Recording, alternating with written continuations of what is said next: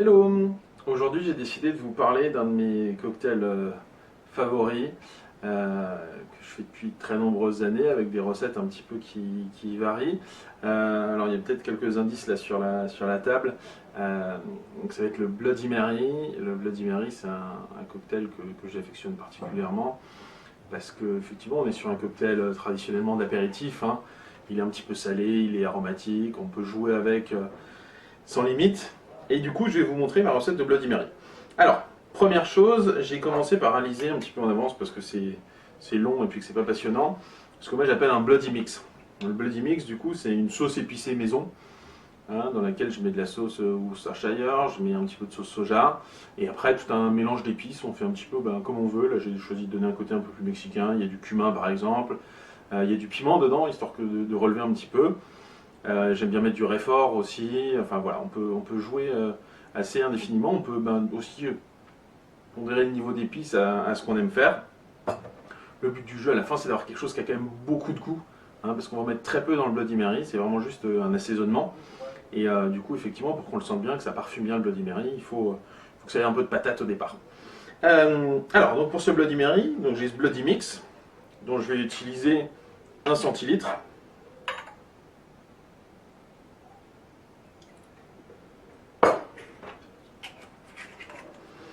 J'ai pressé à l'instant du jus de citron jaune.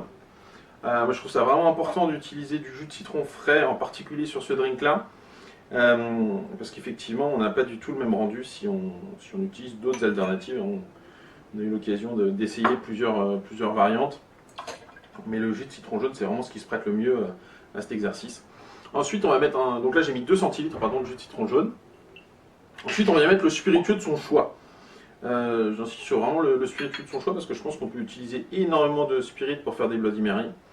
On peut utiliser classiquement de la vodka, bien évidemment. La tequila fonctionne très bien. Le mezcal, le whisky, le gin. Enfin voilà, il y a vraiment un très large choix de possibles. Moi là aujourd'hui, j'ai décidé d'utiliser un produit qui est fait par Empirical Spirits à Copenhague. Alors, Empirical Spirits, c'est une boîte qui fait des choses assez extraordinaires depuis quelques années, avec un très gros travail sur la fermentation et sur la distillation. Ils utilisent la distillation sous vide.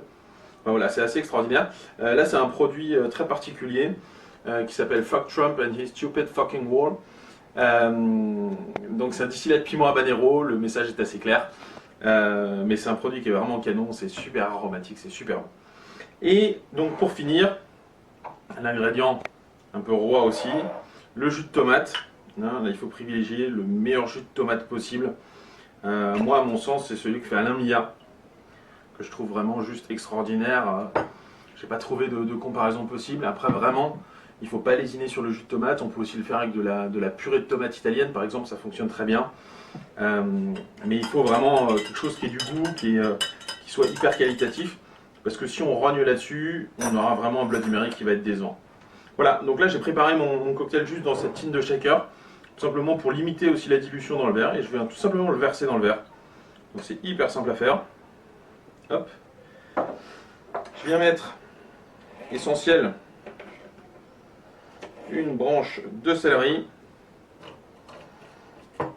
qui vient apporter beaucoup d'aromatique aussi.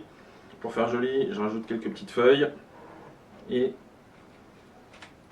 un peu de poivre du moulin. Ça, c'est un joli mélange de chez Olivier Rollinger. Voilà, moi j'aime quand c'est bien parfumé, donc je mets du poivre. Et voilà, à la vôtre, bon apéro.